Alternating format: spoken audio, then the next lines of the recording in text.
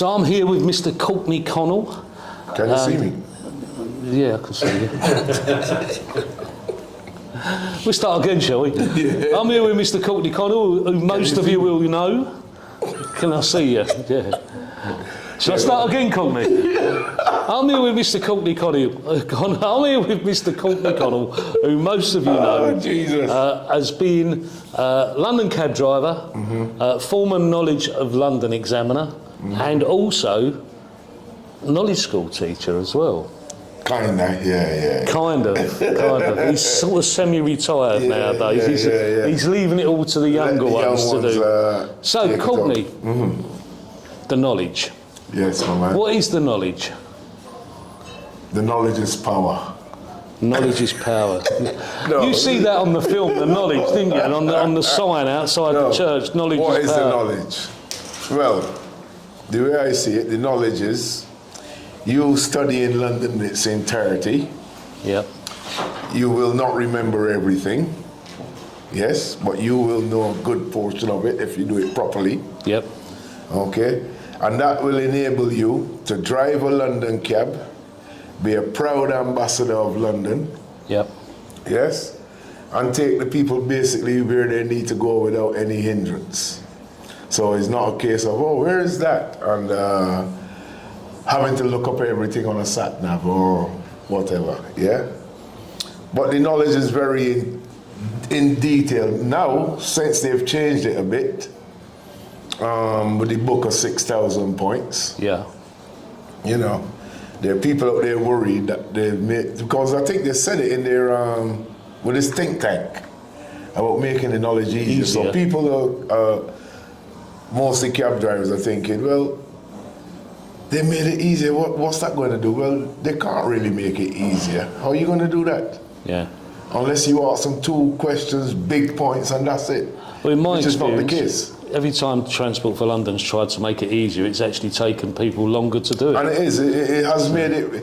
When you see the book with the 6,000 points, bearing in mind, the examiners, I don't even think they ask 3,000 points in a year. Yeah. You see what I'm saying to you? And the book, you can ask them points in any combination. So you're talking millions of combinations. Yeah. Yeah? So, yes, all right, you can have all of them points, but you still got to execute how to put them together. So how does someone learn the knowledge? How do they go about learning how to become a London taxi driver? Well, I have a method, basically. So let's go back to how do they actually start? I mean, you've got the runs, the Blue Book run. Yes. Yeah? And so how do they actually learn how to become a cab driver? Well, personally, here in the Taxi Academy, the way we do it, so it's a case of before they even start the Blue Book, we get them to do something else first, which is called direction runs. Right. Okay. So there's 74 of them, and they're incorporating all the main roads and the directions of your bridges. So it's like building a building. Yeah. If you notice, they always, usually if it's a high building, they'll always put this elevator shaft up first. Then they work out from it. Yeah? So you treat the knowledge the same way. So the idea is learning all of your yellow brick roads first and the direction of those bridges. And learn them and call them. Once you can do that, then you start the Blue Book. And you'll find that sometimes you actually don't need to know all of them. Yeah? Because you'll know them without having to ride them. So do people still, I mean, there's this common misconception at the moment that people no longer go out on a bike and ride the streets and learn the knowledge. The knowledge students still go out on a bike? Yeah, they do, yeah. A lot of us here, they use bikes. But a lot of the ladies, they drive. In the car? Yeah, quite safer for them. Yeah. We got quite a few private hire drivers here. They use their cars to do, you know what I mean? So that's the way it is now, you know. So it's not they're sitting at home and learning it on Google Street View. At least not anybody that comes here. Yeah. We wouldn't even tolerate that. Yeah. You know, so anybody that wants to come to this school and think they can do it that way, forget it.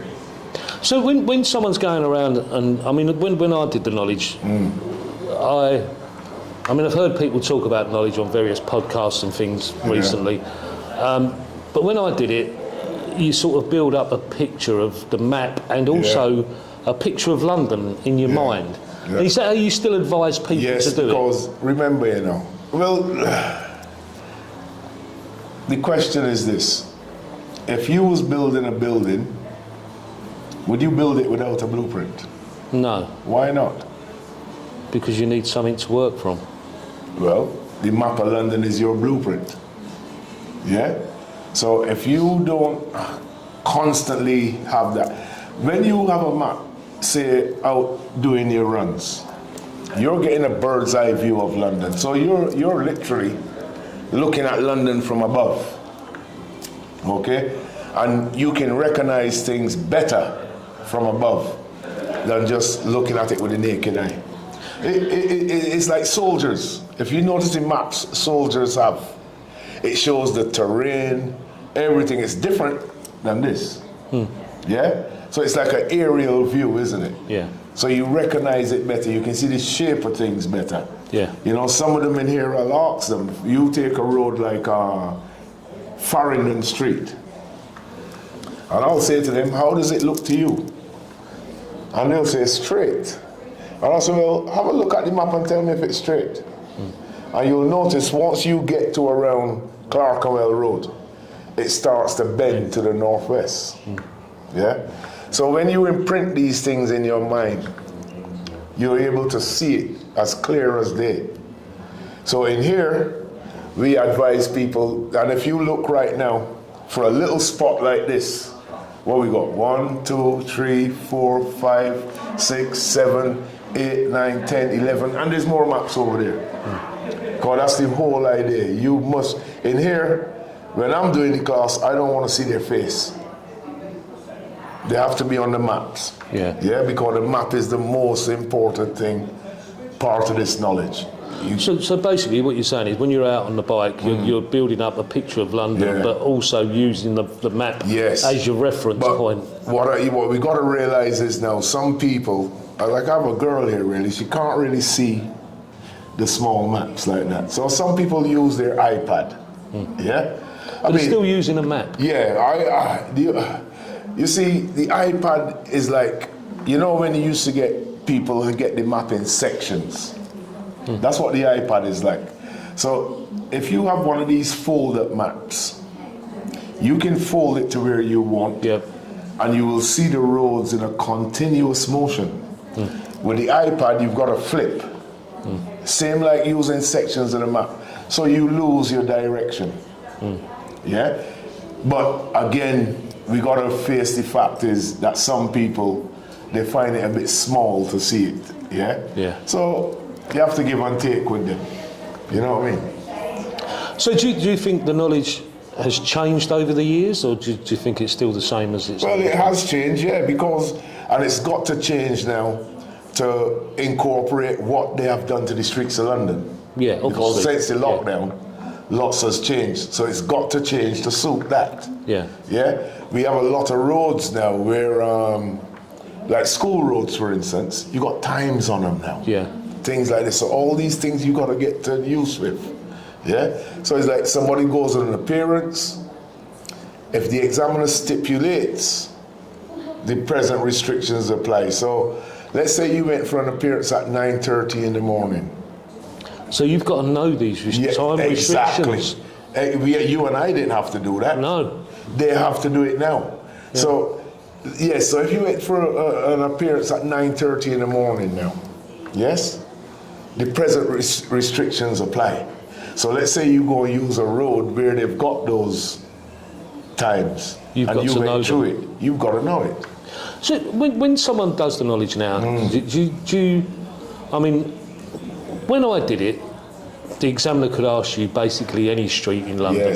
Yes. So you had to know. Obviously, there's no way you can ever know every single street. And there are streets you drop, there are points you drop, but you knew the vast majority of them. And I've heard people on different YouTube thing saying, no, they don't know, we don't know all 25,000 streets in London.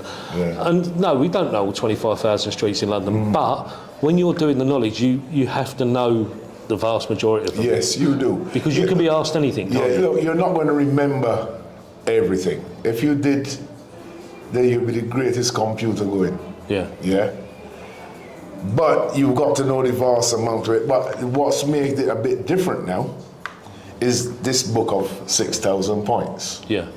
Bearing in mind there are a lot of roads in that book, which I didn't think there would be that much roads, but there are. There's tons of roads in it. So, and the examiner can now only ask from that list. What, even roads from there? Yes. So it must be from that list. But at the same time, that still doesn't make it any easier. So you couldn't ask me, I mean, one of the things that used to come out when I was doing the knowledge all the time was Jacob's Well Muse. Yeah. All the time. Well, if it's in the book, you can ask it. But if it's not in the book, If you it's can't. not in the book, no. Yeah? But at the same time, what I'm saying is, these things still get brought in. Yeah? Because if you look at what they're being asked now, a lot of it is around the book. Yeah. Yeah? So things are still being brought into it, and it's still difficult for them to do, even though you've got that book. You know what I mean? I've had people in here on 21s. He's gone up for an appearance, and all they used was the book, and he hadn't a clue. Yeah. Some of the things they were asking out of there. Yeah? So it happened to another young man this morning, actually. Yeah? Now he's doing a pointing system I have here from the book, but he got hit with everything in the city. Right. Yeah? And he hadn't a clue. He said he knew some of them, but a lot of them, he didn't. It's not just as simple as people think it is now. So you I mean, how long have you been a cab driver now? Oh God. What year did you it's get coming here? up to 31 years now. So you was 3 years, 94, 3 years behind me, 94, wasn't it? yeah, 'Cause yeah. we met 31 years ago. Yeah. So you think you believe that it's still as hard now as it was 31 years ago? Yes. So, and you'd be the person to know whether it was even though they've got that book, it's still, because you still don't know what you're going to get asked in advance out of it. You just know you've got to learn what's in that book. Yeah. Right, this is Leigh, and she's just finished the knowledge. She's just got her suburbs left to do. Yep. So, well done. Thank you. How hard did you find it? I found it quite hard. Like in the beginning, I found it easy, but then when I went on to appearances, it was a test of my life, basically. Just, you had to, what I found hardest was routine, incorporating everything in, like call-overs, calling the Blue Book runs, call-over partners, just everything like that, and appearances, like my nerves was never settled as well. I'll say that. I was always nervous before appearances. So is it still the case of you have to eat, sleep, and live it? Basically, yeah. I'd say it took over my life, but for the better, I'd say. So how long has it taken you to get to the stage you're at now? So it's taken me nearly 4 years, 3.5 to 4 years. So I've done it full time as well, and I'm also a carer, and I've got 2 kids, and So you're looking forward to the, not long now then, so you're going to be out there and driving a cab very soon? Yeah, very soon, hopefully. I'm just currently doing my suburban runs. I'm up to run 11 at the moment. And then next, I'm going to be doing Heathrow airport runs, which, I'm looking forward to. I'm just want it over and done with now. Good luck, and hopefully see you out there soon. Thank you.